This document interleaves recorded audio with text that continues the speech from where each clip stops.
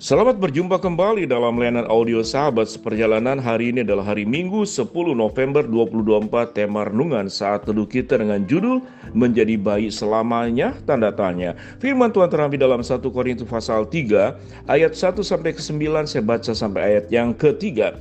Dan aku saudara-saudara pada waktu itu tidak dapat berbicara dengan kamu seperti dengan manusia rohani, tetapi dengan manusia duniawi yang belum dewasa dalam Kristus. Susulah yang kuberikan kepadamu bukanlah makanan keras, sebab kamu belum dapat menerimanya, dan sekarang pun kamu belum dapat menerimanya, karena kamu masih manusia duniawi. Sebab di antara kamu ada iri hati perselisihan. Bukankah hal itu menunjukkan bahwa kamu manusia duniawi dan kamu masih hidup secara manusiawi?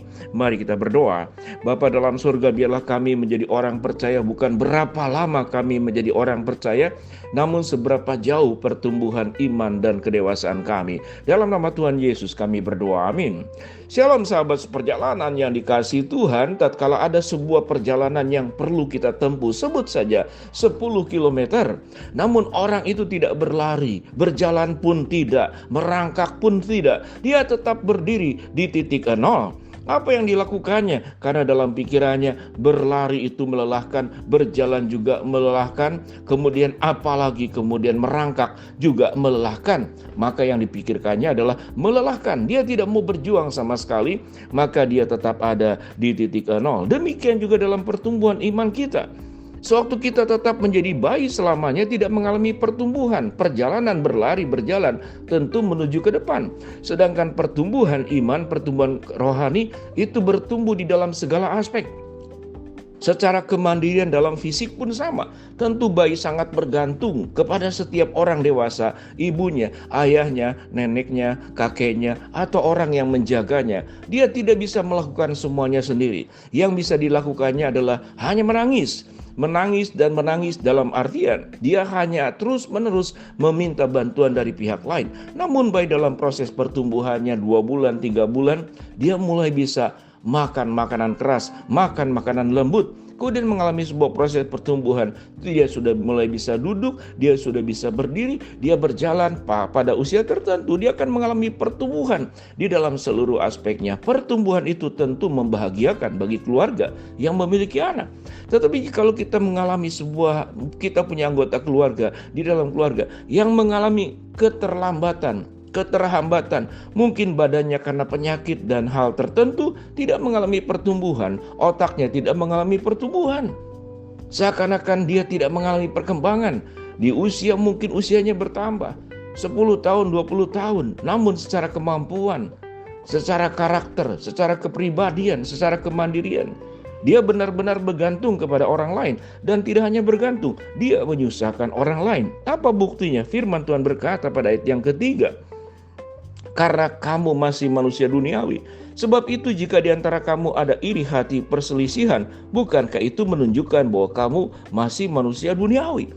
Ternyata berbicara tentang kedewasaan itu tidak berbicara tentang berapa lama kita menjadi orang percaya, berapa banyak lama Alkitab kita baca, berapa putaran Alkitab kita baca, berapa sering kita mendengarkan khotbah, berapa banyak pujian atau kita melayani. Karena kita melihat itu bukan indikator tentang kedewasaan.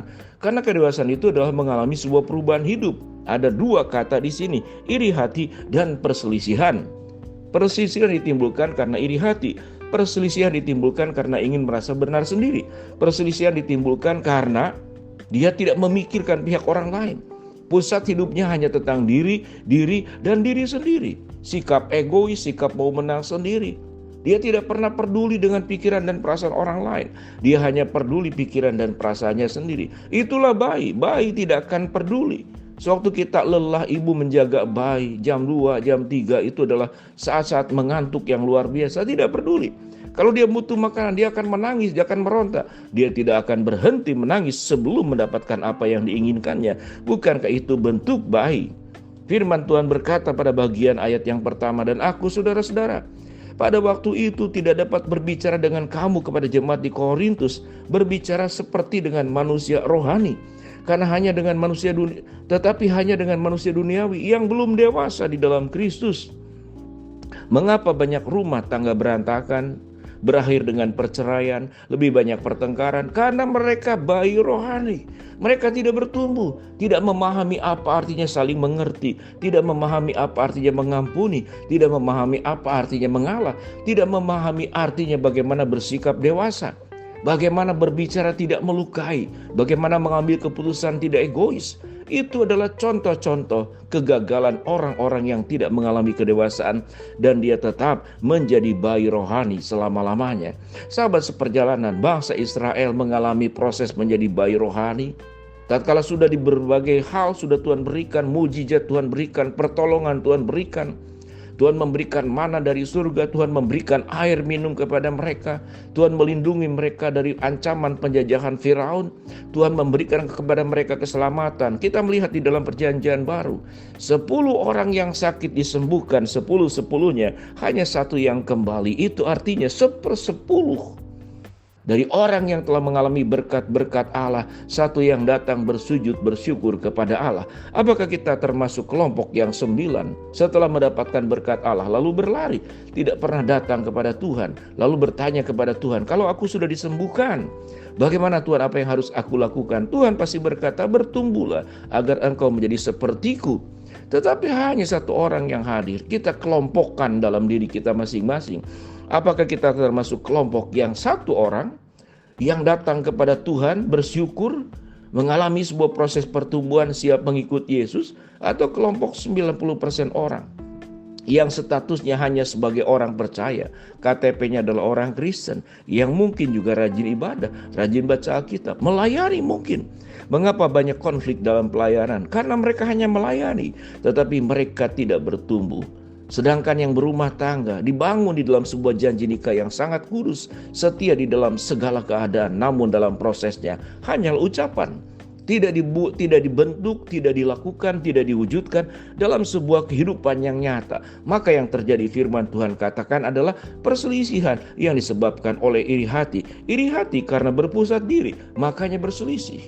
Selalu menyalahkan orang lain, tidak pernah mengoreksi dirinya. Yang dilakukan adalah mengoreksi orang lain, mengkritik orang lain, menyalahkan orang lain, lalu membenarkan diri sendiri. Diriku tidak pernah salah. Lalu pada akhirnya setiap kita menjadi Tuhan buat diri sendiri. Kalau sudah jadi Tuhan buat diri sendiri, maka kita sedang tidak menyembah Allah. Kita sedang memberhalakan pikiran kita, memberhalakan pendapat kita, memberhalakan hawa nafsu kita, lalu semua yang ada pada diri kita sebagai kebenaran, dan Tuhan dipinggirkan, Tuhan disingkirkan. Tidak pernah kita mau membuka telinga hati kita, pikiran kita, perasaan kita, lalu berkata, Tuhan, ujilah aku, selidikilah aku. Kalau ada dosa di dalam diriku, Tuhan, Engkau tunjukkan. Biarlah aku bertobat, aku merubahnya, aku memperbaikinya, sehingga aku tidak menjadi bayi rohani selamanya, tapi aku menjadi manusia yang bertumbuh menjadi dewasa, yang tidak hanya susu yang aku minum, tapi aku siap memakan makanan keras, berani menghadapi problem masalah hidup yang keras, lalu bertumbuh di dalam problem yang ada. Tidak menyalahkan keadaan, tidak menyalahkan orang lain, tapi berfokus kepada diri sendiri.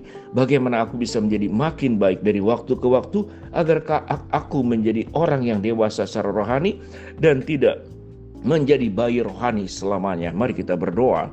Bapa dalam surga, terima kasih buat kebenaran firman Allah yang kami pelajari. Hamba-Mu berdoa buat sahabat seperjalanan yang sakit, Tuhan jamah sembuhkan. Sahabat seperjalanan yang sedang menghadapi masalah, Tuhan bukakan jalan. Sahabat seperjalanan yang sedang berdoa mengharapkan sesuatu, Tuhan kabulkan di dalam waktu, rencana, dan kehendak-Mu yang terbaik. Di dalam nama Tuhan Yesus kami berdoa. Amin. Shalom sahabat seperjalanan, Tuhan memberkati kita.